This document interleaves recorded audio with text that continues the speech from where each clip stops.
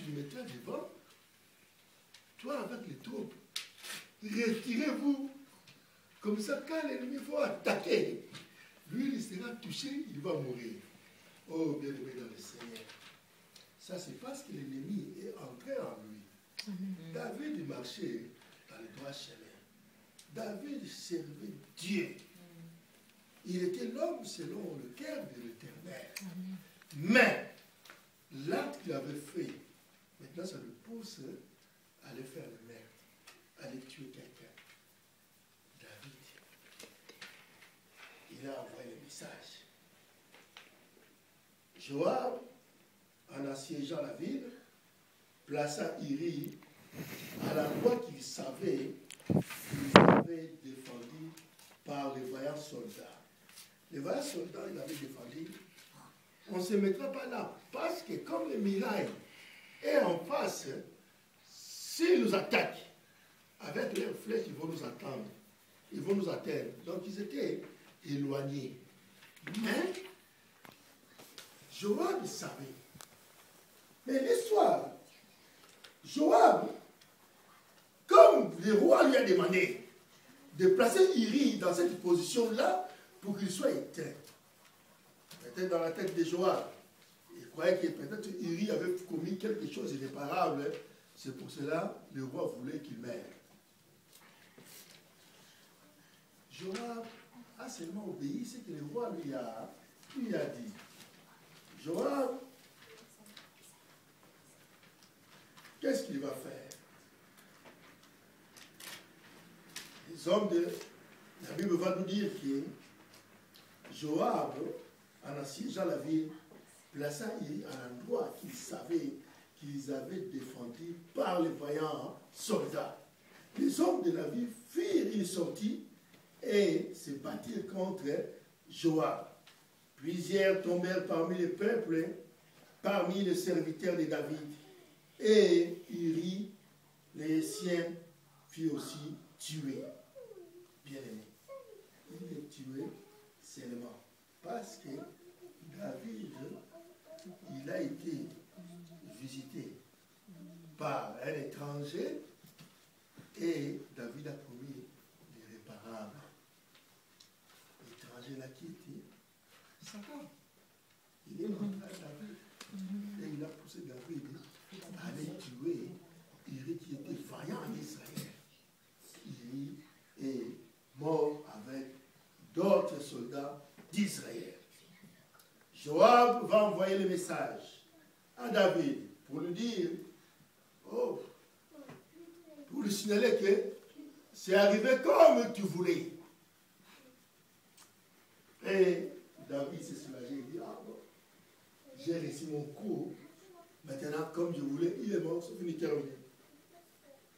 La Bible va nous dire, Joab envoya un messager pour faire rapport à David de tout ce qui s'était passé dans les combats. Il lui a fait le rapport. Il donna cet ordre au messager. Quand tu auras achevé de rencontrer le roi, au roi, tous les détails du combat, peut-être se mettra-t-il en fureur et te dira-t-il pourquoi vous êtes vous approchés de la ville pour combattre.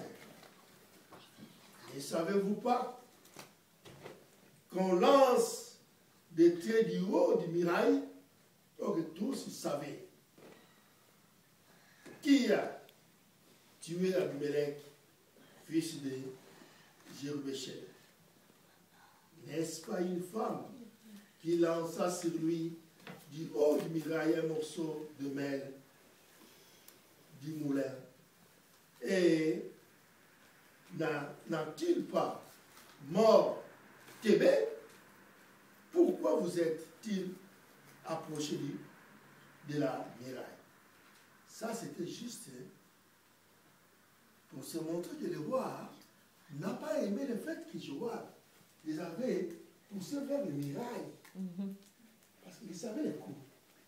Mais, après, bon, dans les combats, il faut que les gens meurent. Hein. C'est normal que les gens meurent. Ça ne fait rien. Bon, et Et la mort est pour tout le monde. Cette histoire allait se passer comme ça. David va rester là, calme. Il dit, oh, c'est fini.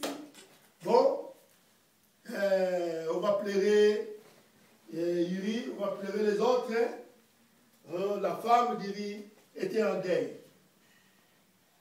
La période de deuil passée, David va dire, bon, moi, le roi, comme la femme d'Uri a laissé, elle est enceinte, moi je vais la prendre pour épouse. Dans le pays, je crois que tout le monde était content. Il dit, oh, le vaillant est mort. Maintenant, comme il est mort, le roi, il a quand même pensé à lui, il a pensé à sa femme. Il récupère cette femme pour qu'elle devienne son épouse. Ok, non, c'est lui qui a tiré et mis dans le Seigneur. Mais Dieu n'a pas aimé. Dieu n'a pas aimé cette histoire. Mais pourquoi?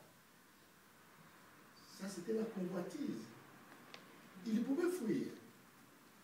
Voilà pourquoi quand on regarde l'histoire de Joseph, Joseph, s'il n'avait pas fui la femme de Potiphar, Israël n'allait pas être ainsi. Amen. Parce que Joseph, quand il a été visité par l'ennemi, il dit non, non, non, non, ce qui vient avec cette femme, c'est l'ennemi. Joseph a pris la faute. Bien-aimé, quelque chose qui vient à ta vie, si tu trouves que cette histoire-là, ça ne vient pas de Dieu, fuis. Le plus simple, c'est de fuir. Parce que si tu ne fuis pas, tu ne sauras pas résister. Bien-aimé, on ne résiste pas avec la chair. Voilà pourquoi la Bible nous dira, l'esprit est disposé, mais la chair est faible. Amen. Mais pour le désir de la chair, vaut mieux le fuir. Parce que tu fuis, tu te parles. Mais quand tu ne fuis pas, tu finiras par tomber. Amen. Ces jours-là, David était tombé. Il va dire, bon, cette histoire, bon, c'est fini. Oh, qui commence bien, qui finit bien. Personne n'a su que c'était moi, le coupable. Cette histoire, ça allait être oublié comme ça. Mais, ok, David, il s'est trompé. Nous allons sauter. Nous allons aller plus loin. Nous allons regarder le verset. Nous allons regarder au deuxième, au 2 Samuel 12 maintenant. Au 2 Samuel 12.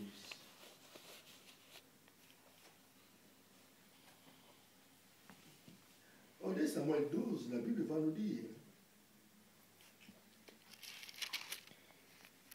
l'Éternel envoya Nathan. Nathan était le prophète à ce temps-là en Israël.